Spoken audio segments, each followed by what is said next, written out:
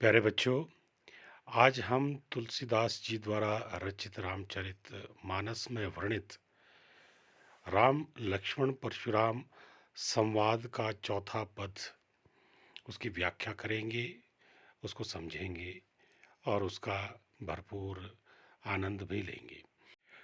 कौशिक सुनहु मंद येहु बालकु, कुटिल काल बस निज कुल घालकु। भानु बंश राकेश कलंकु, निपट निरंकुश अबुधु असंकु।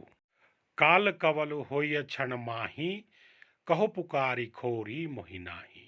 तुम हट कहूँ जो चहूँ उबारा, कही प्रताप बलु रोसु हमारा। लखन कहेऊ मुनि सुजसु तुम्हारा, तुम ही अछत को भरने पारा। अपने मुँह तुम आपनी करनी, बार अनेक भांति बहु बरनी। नहीं संतोषु तो पुनि कछु कहूँ, जनि रिस रोग की दुसह दुख सहूँ। वीर व्रती तुम धीर अछोभा, गारी देत ना पावहु शोभा। सूर समर करनी करही, कही न जना बही आपू। विद्यमान रन पाई रिपु, कायर कथहि प्रतापु। अब हम बारी बारी से इन पंक्तियों का सरलार्थ करेंगे। कौशिक सुनहु मंद येहु बालकु। हे कौशिक सुनो। कौशिक मतलब विश्वामित्र। परशुराम जी कहते हैं कि विश्वामित्र सुनो, कौशिक सुनो हूँ मंद येहु बालकु। ये जो बालक है, बालक मतलब लक्ष्मण, ये जो बालक है ये बहुत मंद बुद्धि है। ये कैसा है? ये मंद बुद्धि, मंद येहु बालकु, ये मंद बुद्धि बालक है। कुटिल काल बस निज कुल घालकु। ये कुटिल है। कुटिल का मतलब जिसको कुछ भी समझ में नहीं आ रहा है।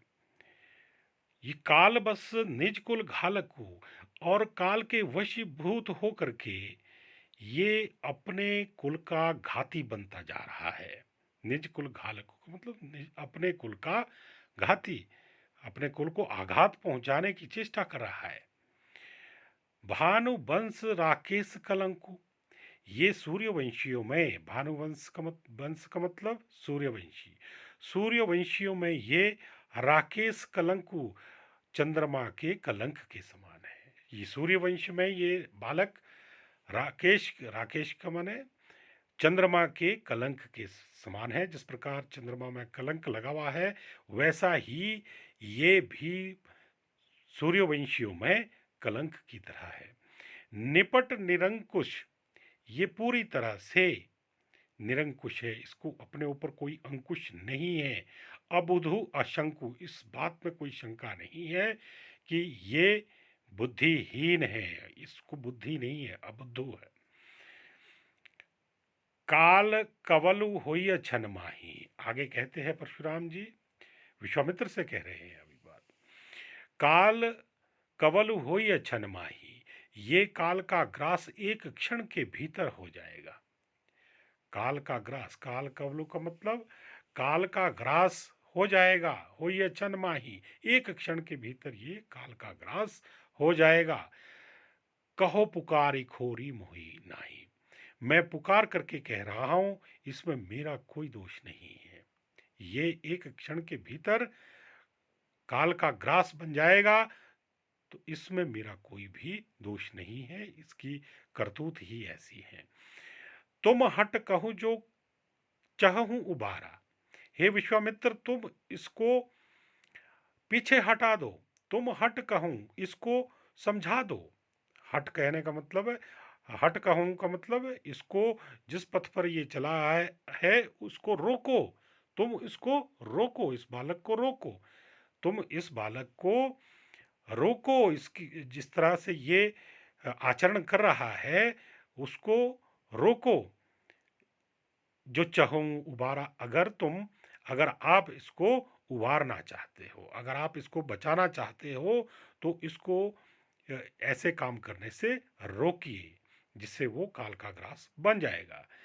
कही प्रताप बल रोषु हमारा, और इस बालक को हमारे प्रताप के बारे में और हमारे गुस्से के बारे में अवगत करवाओ।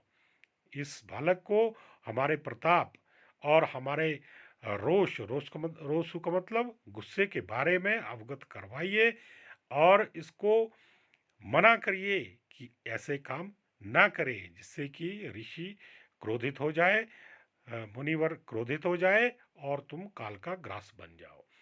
तो इसलिए अगर आप इसको उबारना चाहते हैं तो इसको इसको समझाओ और मेरे प्रताप के बारे में, मेरे गुस्से के बारे में इसको अवगत करवाओ।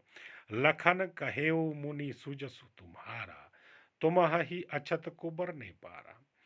अब इसके उत्तर में लक्ष्मण कहते हैं, क्या कहते हैं? लखन कहेऊ मुनि सुजसु तुम्हारा, हे मुनिवर तुम्हारे यश के बारे में, तुम्हारे प्रताप के बारे में, तुम्हारे गुस्से के बारे में, तुम ही अच्छत को बर नहीं पा रहा। तुमसे अच्छा भला कौन इसका वर्णन कर सकता है? तुम स्वयं ही तो अपना वर्णन कर रहे हो, अपनी तारीफ में स्वयं ही तुम ये सारी बातें कर रहे हो कि तुम कैसे हो। तो तुम्हारे से अच्छा वर्णन कोई और नहीं कर सकता। अपने मुँह तुम आपनी करनी, बार अनेक भांत बहु बरनी। अपने मुँह से तुमने अपनी करतूतों को, आपनी करनी का मतलब अपने, अपनी करनी का मतलब अपनी करतूतों को, अपने किए हुए कामों को और अपने बारे में आपने अपने मुँह से बार अनेक भांति बहु बरनी, अनेकों बार अनेक अनेक तरह से वर्णन कर लिया है। आपने अपने बारे में अनेकों बार अनेक तरह से अपना वर्णन कर दिया है, अपने प्रताप के बारे में बहुत विस्तृत ज्ञान हमें दे दिया है कि आप किस प्रकार के हैं। नहीं संतोष तो पुनि कुछ कहूं, अगर फिर भी तुम्हें संतोष नहीं हुआ, इतना कुछ कहने के बावजूद भी तुम्हें अगर संतोष नहीं है, तुम्हें तुम्हारे कुछ और कहने को रह गया है, तो फिर कह डालिए। जो कुछ रह गया है आपको कहने को, वो भी कह डालिए, हम सुनने के लिए तैयार है। जनि रिस रो की दुसह सुख सह हूँ, दुख सह हूँ। इस प्रकार तुम इस असह्य दुख को सहन मत करो। अपने अंदर जो तुम्हारे कुछ रह गया है बताने के लिए, उस को कह डालिए, वरना तुम्हें बड़ा दुख होगा। और उस दुख को, असह्य दुख को क्यों सहन करना है आपने, आप कह डालिए। जो कुछ कहना है आप उसको कह डालिए। वीर व्रति तुम धीर अछोभा, गारी देतना पावहूं शोभा। तुमने वीरता का व्रत धारण कर रखा है। तुमने वीरता का व्रत धारण कर रखा है। धीर अछोभा, तुम्हें धैर्य करना शोभा नहीं देता, धैर्य धारण करना तुम्हें शोभा नहीं देता। अर्थात तुम वीर हो, वीरतापूर्ण कार्य करो। इस प्रकार धैर्य धारण मत करो और जो कहना है कह डालो। गाली देत ना पावहु शोभा, और तुम गाली देते हुए अच्छे नहीं लगते हो। गाली देने से अच्छा है अपनी वीरता का प्रदर्शन करो और अपने शौर्य को दिखाओ। सूर समर करनी करही, कही न जनाब ही आपू। सूर समर करनी करही, आगे लक्ष्मण जी कहते हैं कि जो शूरवीर होते हैं वो समर करते हैं, युद्ध करते हैं। कही न जनाब ही आपू, करनी करही, कही जनाब न आपू। और अपनी किए हुए कामों को वे स्वयं नहीं कहा करते। जो शूरवीर होते हैं वे अपने कामों का वर्णन स्वयं नहीं किया करते, वो समर करते हैं, वो युद्ध करते हैं। विद्यमान रन पाई रिपु, कायर कथहि प्रतापु।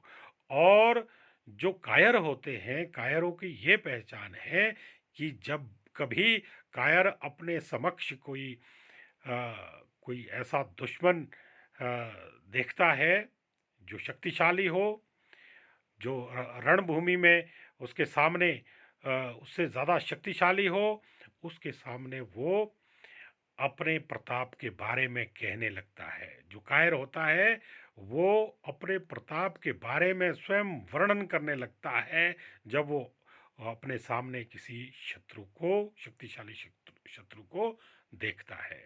इसलिए आप समर करिए, युद्ध करिए, अपनी गाथा को का बखान मत करिए, क्योंकि जो वीर पुरुष होते हैं वो समर करते हैं, युद्ध करते हैं, अपनी बातों को स्वयं वो नहीं गिना करते, नहीं कहा करते।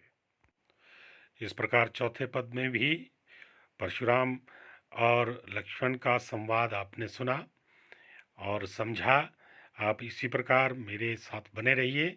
अभी 2 पद बाकी शेष बचे हैं, उसका भी मैं आपको पूरा वृतांत आपके सामने प्रस्तुत करूँगा। आप आप मेरे वीडियोज़ को देखते रहिए। धन्यवाद।